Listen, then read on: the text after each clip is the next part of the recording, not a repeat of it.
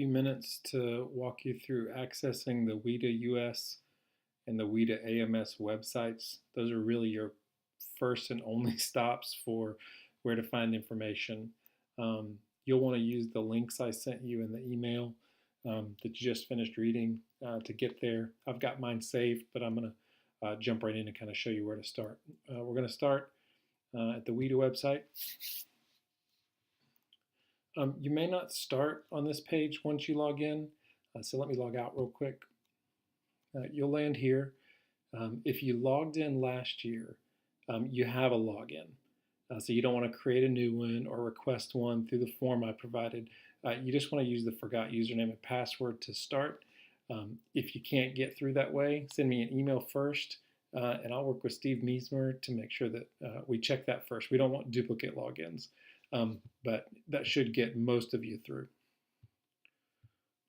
I'm going to log in.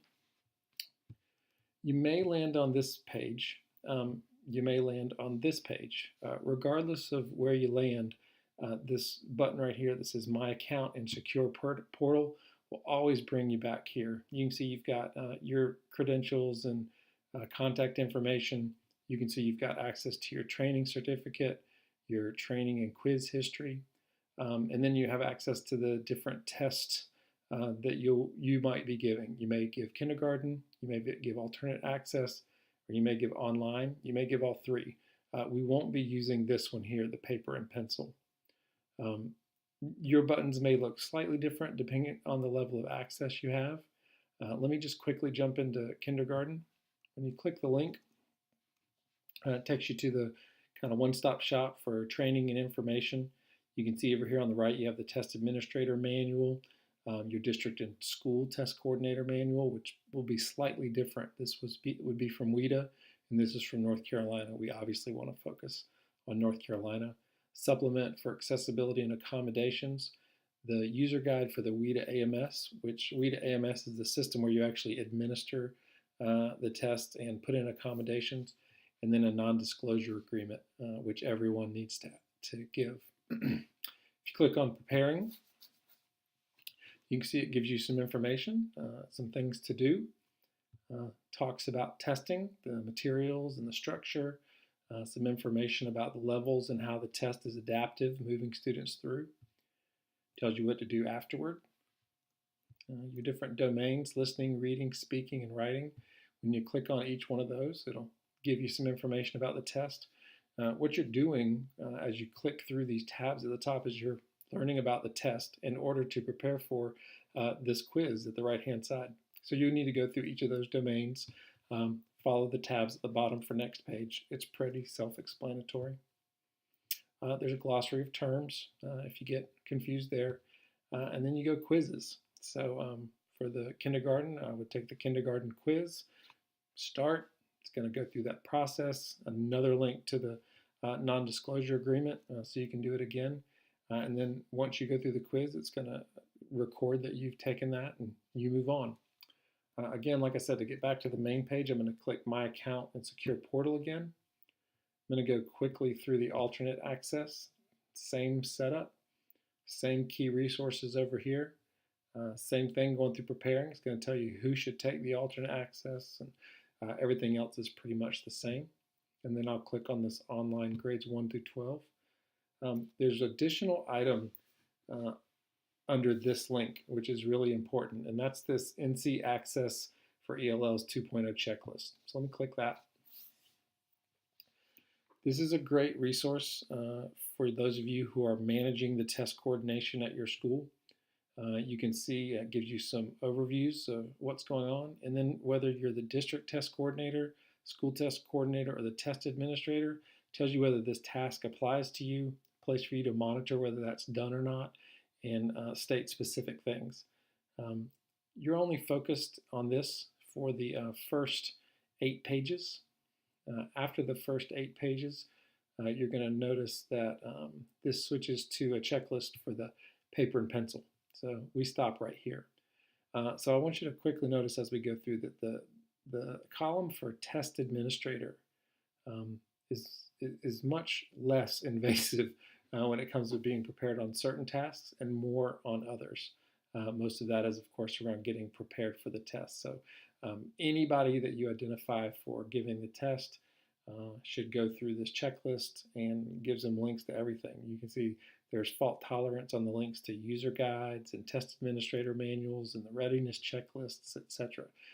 So pretty much it's all there for the access. Same thing here. Go through preparing, testing, what to do afterward, the different test domains, and then takes you back to the same place for quizzes. You'll have all those quizzes completed. It'll save those. We'll be able to access who is completed or not. We always ask that just to keep it, I guess you could say, an analog version is once you've completed it, is to print out your test certificate and make sure that your school-based test coordinator has a copy of those and the non-disclosure agreements on file. I'm going to click right back to My Account and Secure Portal.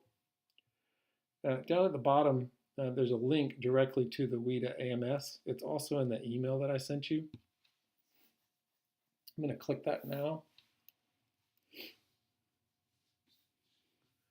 Same thing. If you had an account last year, your account should be active this year.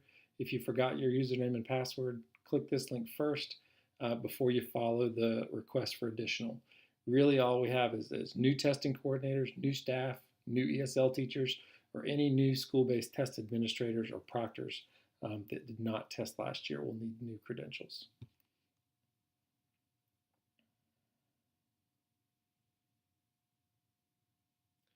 So once you're at the main page, let's just stop and look real quick at what we've got here. You've got customer support for data recognition. You can see the types of things that they're talking about here.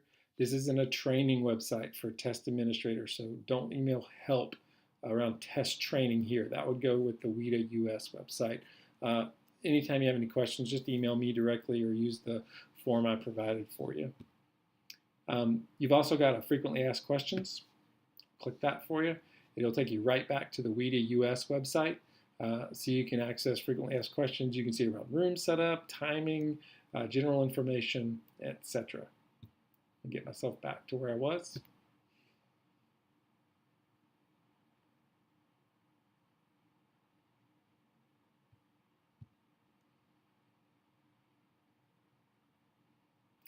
One last thing on this front page right here under public test resources, you can see that you have test demos and sample items. It's very important that your test administrators practice with the test demos not only for their own edification and training, but also over the next couple of weeks with their students. We don't want access to the system to be a barrier to student success. So students should be comfortable logging into the computer, using the system, making sure browsers work. You may have to work with your technology facilitator in doing that, and obviously we're here to help and can communicate with technology around hardware, software, networking, and things of that nature. I'm going to click this link right here that says All Applications, and then General Information. I'm going to go to Documents,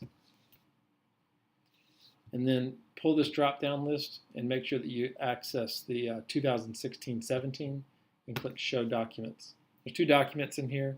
There's a technology coordinator guide for installation and instructions. You can share that with your TF or anyone else that's helping with that. And then you've got the test coordinator manual for the WIDA Assessment Management System, or WIDA AMS.